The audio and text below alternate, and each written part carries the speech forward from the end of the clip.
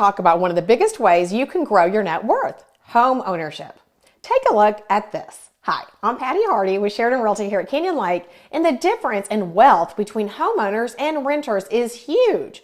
The average homeowner's net worth is more than 40 times greater than that of a renter. That's money that builds your financial security and helps you accomplish life-changing goals. It's why homeownership wins time over time. But what happens with home ownership and building net worth?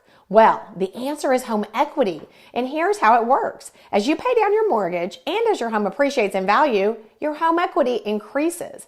And that's the equity that goes directly towards building your wealth. It's a major opportunity that you'll miss out on if you remain a renter.